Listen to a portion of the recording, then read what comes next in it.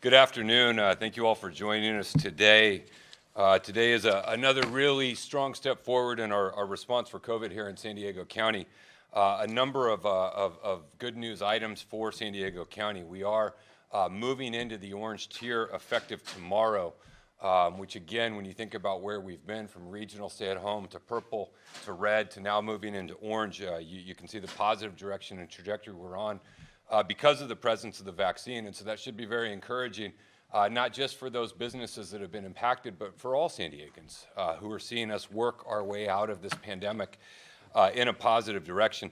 We also got additional good news from the governor today announcing his Beyond the Blueprint, where we can see a path forward as an entire state for the entire tiered systems being retired as early as June 15th. And I think, again, that will be encouraging. It's been a very long year. But we're in a position in place now where we can really begin to see our way out of that, in large part due to the presence of the vaccine. So quickly today, obviously the official news we got just a short time ago from the California Department of Public Health. Two things that were critical to us advancing to the orange tier.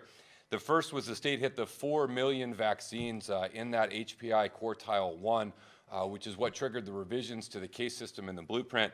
And then the second was our case rate being at 5.8, which is under the threshold needed in order for us to move into the orange tier in that revised framework. And so I'll share with you a slide in a minute for what that means, but it's basically some increased capacity for restaurants, movie theaters, places of worship, museums, aquariums. Our San Diego Padres can move their occupancy to 33% along with other live outdoor events. And so it is, again, continued progress in where we are going. Our case rate was a little bit higher this week than it was last week, and I think that that is to be expected. As we loosen restrictions and as people are out more, going into places that are a little bit higher risk, we're likely to see that case rate increase ever so slightly and subtly as we move forward. And I think it's important that we all remember from the very beginning of COVID, our aim and intention has been to avoid overwhelming our healthcare system. That was true last March. That was true this March. It's true today as we head into April. And because we made the decision early and to vaccinate seniors and then move into those with underlying health conditions, the threat or risk of overwhelming the healthcare system is much less. And so a slight uptick in cases is not a cause for alarm in the same way that it was prior to having the vaccine. And so even though our cases crept up a little bit last week to this week, it still kept us under that tier for where we need to be to move into orange. And again, it is likely in the coming weeks it may plateau, stay flat. It could go up, it could go down. But the slight or modest increases, again, are not the same cause for concern that they were. In welcome news, certainly for our restaurant industry, I'm also pleased to share that Dr. Wilma Wooten will be amending the public health order to lift the curfew that has been in place on restaurants and food service establishments, restaurants, bars, wineries, distilleries, and breweries. This has been in effect since July of last year, a 10 p.m. curfew. We will lift that effective tomorrow, allowing those entities to resume their normal operations regardless of hours. They have to follow all of the state guidance around occupancy percentages and indoor versus outdoor and what they can do. But again, I know that that will be some relief for San Diego food service and restaurant businesses in San Diego County. The governor today, as has been widely reported, stated that starting June 15th, most sectors listed in the current blueprint guidance can return to pre-pandemic operations, provided that the vaccine supply remains sufficient to meet the need. And so I think that that will be a welcome sense of relief. There's going to be more details coming out from the governor's office in the coming weeks about exactly how we will proceed to that June 15th deadline. But on April 15th, vaccines will be open to everyone 16 years and older, and so that would essentially give us 2 months of allowing an access to a vaccine to everyone to get us in a solid position, but I know that that will be a welcome relief to everyone. We don't yet have the vaccine allocation numbers for next week. We should get them tomorrow, but we believe we will generally be holding steady, perhaps increasing. We'll have a little bit greater insight into what next week will look like for vaccines in the coming days. But we remain encouraged by the speed at which San Diegans are getting the vaccine. We still need more. We still want more. We still have more capacity to administer them than we are getting. but we feel like we're headed in the right direction, and we're confident the supplies will continue to increase as we move forward.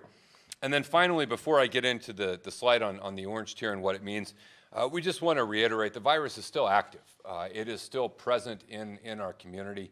And so we want to encourage San Diegans, please, even though we're headed in the right direction, we're headed in the right direction because of what we've done and the protections we put in place, not in spite of it. And so we still strongly encourage the public, utilize the face covering, avoid high-risk settings, continue to do all of the things we've grown accustomed to doing over the course of the last year.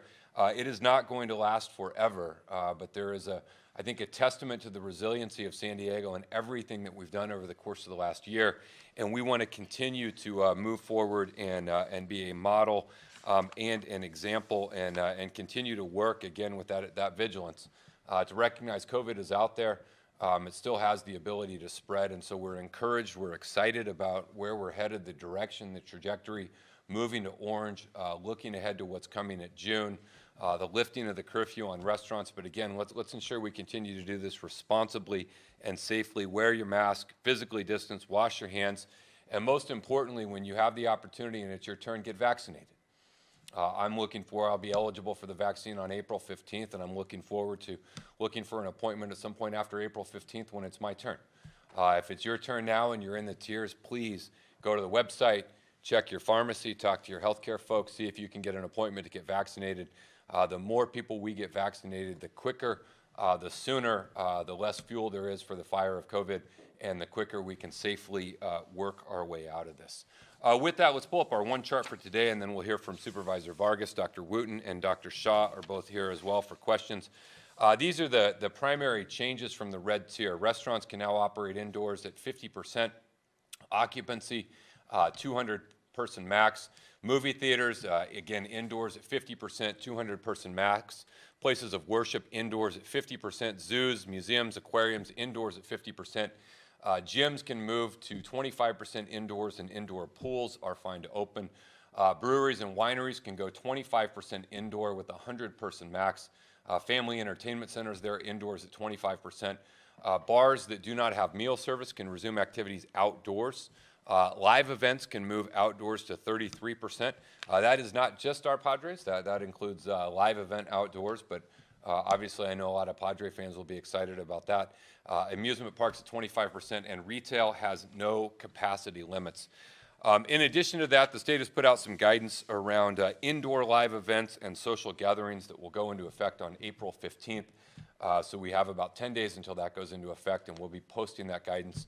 Will be on our website and the state's website. So if you have questions about that and what that looks like between now and April 15th, that information, which is being digested, will be processed and shared with you shortly.